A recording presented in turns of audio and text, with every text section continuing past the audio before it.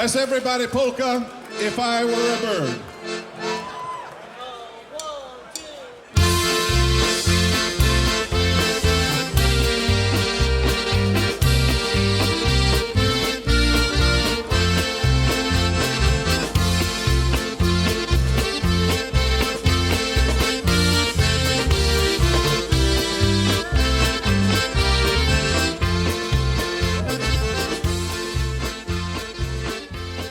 This is Danny Zapletal. I'm with International Polka Association Hall of Famer Alfred Vrazel. Alfred, how are you doing? Doing fine, Danny. Good to be here with you. Well, I'm excited about our conversation we're going to have. My understanding is you just celebrated a huge milestone. You're celebrating your 65th year on the radio. That's right. That's incredible. If you stop and think, 65 years, that's great dedication to doing something that you have to do every single week. Well, the thing is, Danny, I love what I do, you know. You have to for 65 years. We're going to talk more about you being a radio DJ, but we're going to also talk about the Vrazel's Polka Band. Okay. Who in your family was musicians, or were there musicians in the family that got you guys started? Yes, two of my brothers, Brother Anton Vrazel played the piano accordion, and Brother Lawrence Vrazel who played drums. What year did you start the band? We started in 1953, been a while ago. 1953 is a while ago.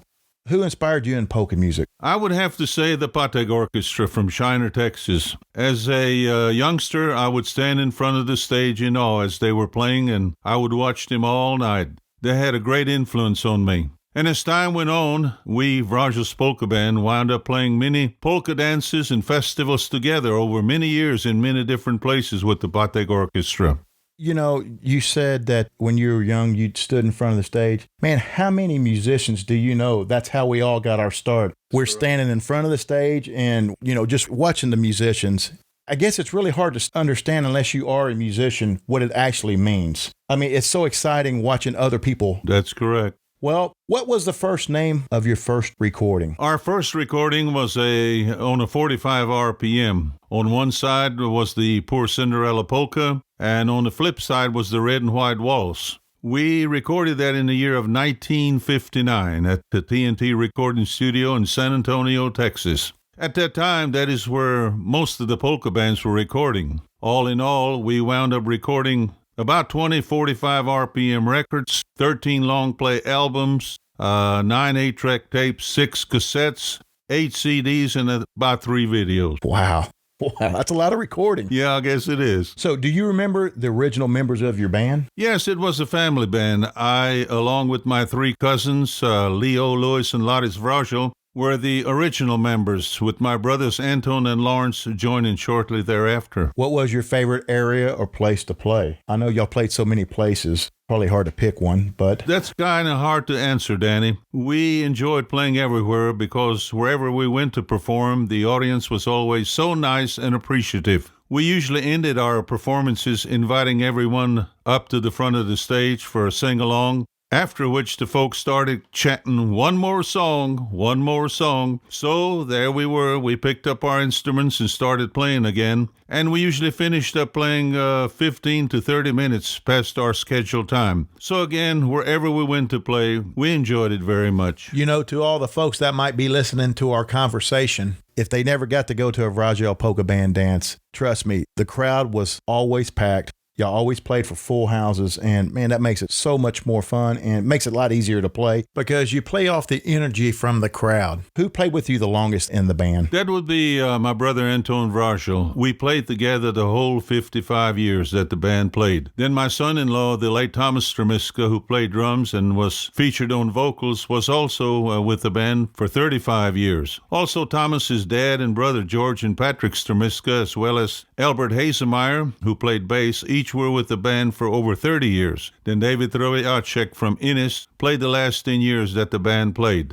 Vrazel's Polka Band, we retired at the end of 2008. And a great big thank you goes out to all the musicians who played in the Vrazel's Polka Band for over the years for their talent, dedication, loyalty, and commitment. Now, on my part, I want to say a great big thank you to my wife, Bernice, for her support, patience, and understanding, and also to my daughter, Cindy Morris. They were all, and still are, great help to me. You know, as all musicians know, you cannot do this without the support of your wife. That's so important. That's very important. Let me ask you this question. I know it's not on the list here, but did you make every single job all those years? Made most of them, unless I had probably 102 fever, I wasn't there. You know, but a lot of times, you know, you don't feel good, but you keep a smiling and keep a playing. Exactly. And I imagine Antone as well. Oh, yeah, because musicians should never get sick, you know. We're not supposed to. Yeah. Well, let's talk about some of the favorite tunes you guys played and recorded. Well, the song that the band is known for and was our signature song is If I Were a Bird Polka.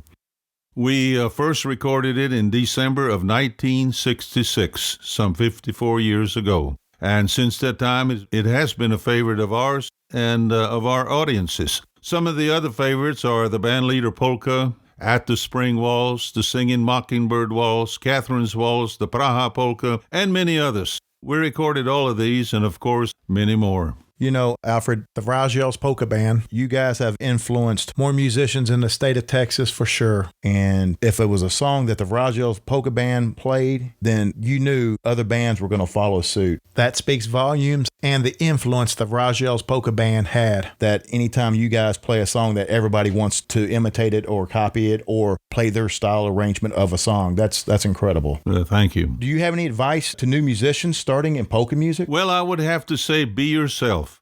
That is very important. Be yourself. Set your own style of music, practice and work hard at it, and when you get up on stage to perform, give it all you got. Let the music you play come from the heart. Stage presence is very important, and how you and the band present yourself to the audience. Interact with your audience, and during your break, go out and visit with as many folks as you can. All of these things are important, especially when you're getting started. I agree 100%, and stage presence is very important. Extremely important. Everyone does not always understand that. And another thing you said was practice. There's only one, it doesn't matter what you're doing, whether it's music, reading, or anything. The only way you're going to get better is practice. Oh, yeah. What is the wackiest, most memorable band story? Well, I don't know about the wackiest, but the most memorable I remember is when one time we were playing in Houston. The hall we were playing in was located in a residential area. We were almost at the hall and came upon a stop sign. Well, we stopped and started up again. I guess we were going about 10 miles per hour. And I happened to look in the rearview mirror, and the band trailer we were pulling unhitched from our vehicle and went to the right side. It didn't cross to the left across the road, but it went into the right side in a shallow ditch.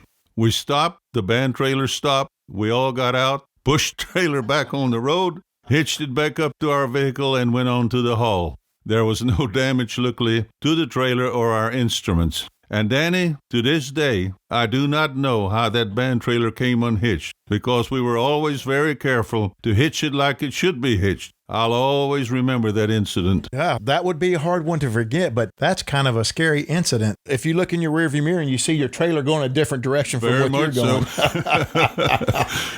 That's a great story. What do you think set the Vrazel Polka Band apart in polka music? Well, I think one of the things probably would be our style of music. We were one of the first polka bands in Texas, not the first, but one of the first, to use electric bass, guitars, and a steel guitar in the band.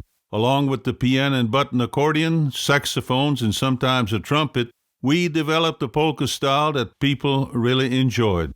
We stayed with that same style the entire 55 years that we performed. We are very honored that many other polka bands have emulated our style. The Vrazel Band was also known as the band that was easy to dance to. As the band leader, I'll always work closely with the drummer and rhythm sections to set the tempo that was easy to dance to. That is extremely important. And also as band leader, I did not prepare a list of songs that we would play at our performances. We played songs that the audience most danced to and requested. After all, they bought the admission ticket. Some other things would be stage presence, as we mentioned earlier, dress attire, and interact with the audience. Interacting with the crowd is a vital ingredient to being successful and being relevant for 55 years. hopefully the younger bands will catch on to that and see how important it is to visit with the people that do pay that ticket to get into the dances. Yes, it's very important. Your band definitely made a difference. Just the selection of the songs that you played, watching the people, you knew they were having a great time and just really enjoying the music.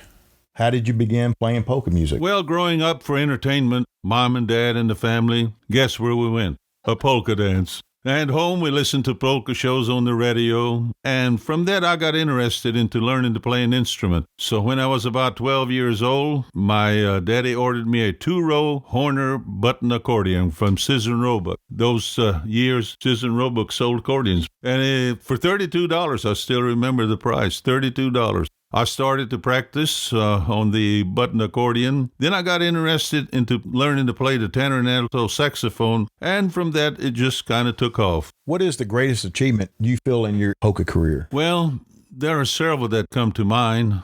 One is in 1976 when the Vrazel's Polka Band was invited to play for 1 week at the Smithsonian Institute of American Folklife Bicentennial Celebration in Washington, D.C., and then in 1991, when we were invited to perform at the Texas Folklife Festival, which was held at the John F. Kennedy Center in Washington, D.C. There are several others where over 500 people joined our tours to the polka festivals that we played in Las Vegas. I think you attended one of them. I did. I remember you there. Yes. Believe it or not. And we had a great time. Yeah. But our greatest achievement, Danny, I think, is the many friends and fans we made during our many years of performing. I agree with you, Alfred. I mean, all the friendships that you've made over the years, even myself have made over the years by playing polka music. I mean, it's a great testament that how strong our Czech polka music is. Well, just like y'all, we weren't in it for the monetary gain, the love of the heritage and love of the music. It has to be. Going to Washington, D.C., when you get to play for the Smithsonians, that's incredible accomplishment. Why did you pursue polka music as opposed to other genres? Well, as mentioned earlier, it was always polka music. Although on Saturday night, we would listen to the Grand Ole Opry on a battery radio, believe it or not, back in the 40s and early 50s, from Nashville, Tennessee, of course. Being that my father was born in Moravia, which is now part of the Czech Republic, when the family and others came to America, they brought with them those beautiful Czech polka and waltz tunes, which are still being played today. So it was only natural that polka music was and still is my main music. Who was your polka hero growing up? It would be the Joe Patek Orchestra. I can imagine Joe Patek being a lot of people's heroes growing up. Alfred, how long did the Joe Patek Orchestra play? I think they started their daddy, Joe's daddy, and the rest of the brothers' daddies. I think his name was John Patek. He started it somewhere around 1918, and they played up until New Year's Eve of 1982. Wow. That's a long time. That's a very long time. Well, let's talk about you being a radio DJ. What year did you start your polka show? How old were you when you started your polka show? And what made you even decide to start a polka show? Well, believe it or not, Danny, I was about 15 years old when we started back in 1955. That's when we started the polka show. Radio station KMIL in Cameron, Texas came on the air in 1955. The Vrazel Band, well, we were a young band just getting started. And to get some exposure of our music, we started a weekly polka show. We did not have any recorded music back then, so we played the show live with the whole band every Sunday. It was common in those days for bands to play live over the radio. Around the 1960 era, we started recording, so the format for the polka show changed from a live performance to recorded music. The Alfred Vrazel Polka Show, heard every Sunday, now from 12 noon to 2:30 p.m. on KMIL, 105.1 FM, and online, KMIL.com. It is in its 65th year of continuous broadcasting, and it is believed to be the longest-running polka show with the same host, yours truly, Alfred Vrazel. And that's incredible, Alfred. So you guys went to the station every Sunday for 5 years? Believe it or not, we did. That's a commitment in itself. The band going to the station every single Sunday. But it was very common in those days. There were a lot of live bands playing, over the radio station. Yeah, Ernie Kuchera had his program. It was a 30-minute segment. I think Al Grebnick had a program real similar to that. Even Bob Wills and the Texas Playboys played a live weekly broadcast. Yeah, I have a recording from Al Grebnick's Radio Polka show. Sure do. I have a recording of Al Grebnick's live broadcast as well. We'll have to compare CDs and see if we have the same one. Yeah, even the Patek Orchestra had a live broadcast. I think they played it in Shiner, but it was broadcast over KCTI. I think I got those call letters right, out of Gonzales, but it was a remote. They played it from Shiner American Legion Hall. Wow. For many years. On your polka show, I know you get quite a few requests, and I know probably the Vrazel's Polka Band gets the most requests. Other than the Vrazel's Polka Band, who are some of the most requested bands throughout the years in today's time? It kind of averages out with several polka bands, depending on which song is popular at the time. Take, for instance, your band, Checking In Some. From your latest CD, the songs Lost Love Polka and You're All I Ask for Waltz are getting a lot of requests. From the Dojka Brothers, the songs You Are My Special One, the Church Picnic Polka are very popular. And from Fritz Hardy, the Happy Anniversary song and I'll Be All Smiles Tonight. And also the Jody Mikkel Orchestra, Red Ravens, Inish Czech Boys, Moravians, the Squeezebox Band, My Ex-Pateks, Jerry Heisler, Prahar Brothers, Leroy Matocha, Harry Zarnik, El Grebnick, Ernie Kuchera, and I could go on and on. It kind of all levels out, Yeah, and that's the same way on my radio program. And just so you know, today still, the Vrazel Polka Band is the most requested band on my program Really? on Sunday mornings, yes. Well, we appreciate that very much. Who are some of your favorite polka bands? Oh, that's easy to answer, Danny. I like and love them all. That's true. Well, no, and I believe you, but that's a great answer. But no, I do believe you. And you know what? In Texas, we're really fortunate to have as many polka bands as we have had throughout the years. And the incredible thing is all the young bands we have in today's time. With Checking In Some, when we go north and play some of these festivals up there, unfortunately, the starting age is 65 and up. And you come to Texas and you go to some of these festivals like the National Polka Festival, West Fest, you go to East Bernard, Klobasi Kolachi Festival, Hallettsville, and even Worst Fest. It's a lot of young folks, man. It's incredible. And when the bands travel to Texas, they can't believe how many young folks still come to our festivals. We are very blessed here in Texas for the audiences that we have. Not only the elderly, but we have a lot of young folks coming. And y'all are very blessed here where we're making this recording in Ennis, Texas. All the young bands y'all have here, I won't even go and mention. There's 5 of them. 5 of them here. You're very blessed to have that. Kind of like New Ulm, Minnesota back in the day. New Ulm, Minnesota was a small little town in Minnesota, but they had like 6 or 7 polka bands and pop polka bands back in the day.